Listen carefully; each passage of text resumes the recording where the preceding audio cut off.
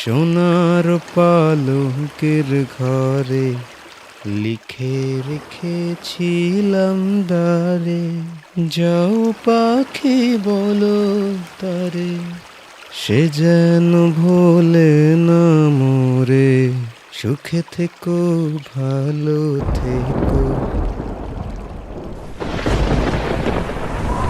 এই রে, ঝড় আসছে মনে হয়।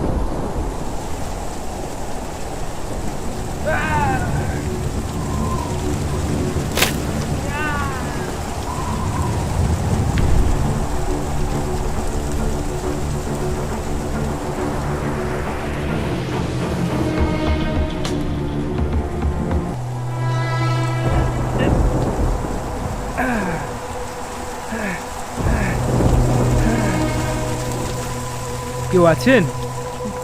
কেউ আছে? এই রে,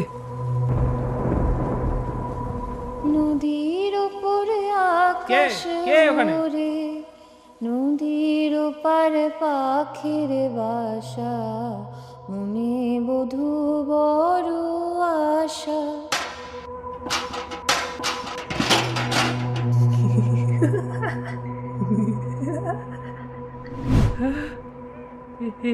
এটা তো আমি। হচ্ছেটা কি আমার সাথে? কে আছে এখানে? তুমি এসছো?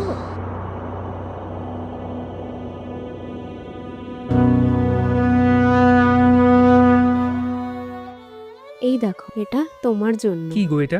দেখো দেখো, কি সুন্দর। তুমি কি জানো তোমার জন্য কত চিন্তা হচ্ছিল? আমার কি হবে? তুমি আছো তো আমার জন্য। মনটা যে খুব ডাকছিল গো, মনে হচ্ছিল যেন এইবারটা। তোমার বাবার যুদ্ধের নীতি খুব ভালো, কারোর হারানো অত সহজ না। আর আমি ঠিক তোমার কাছে ফিরে আসবই। কিছু বলবে?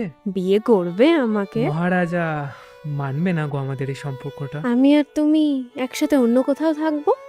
চলো না, এই যুদ্ধ, এই রাজত্ব সবকিছু ছেড়ে আমরা পালিয়ে যাই। আমি হলাম সৈনিক গো, সৈনিকের ধর্ম রাজাকে নিজের প্রাণ দিয়ে রক্ষা করার। আমি তো পালিয়ে যেতে পারবো না গো। গান শোনাবে একটা? সোনার পালঙ্কের ঘরে লিখে রেখে।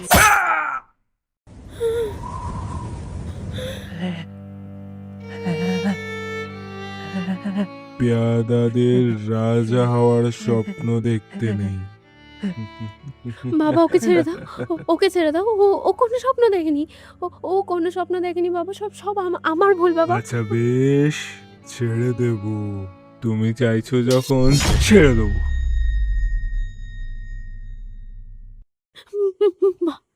বাবা, যাও, ওকে বন্দি বানিয়ে দাও। সাথে এই দেহটাকে ওর সামনে রেখে দাও, যেন ওর মৃত্যুর শেষ নিঃশ্বাস অব্দি এই দেহটাকে দেখতে পায়।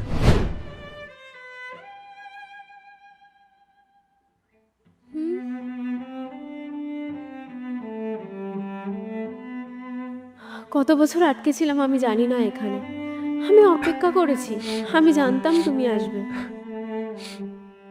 ঝড় থেমে গেছে, এবার বাড়ি যেও সাবধানে। যাও পাখি বলো তারে,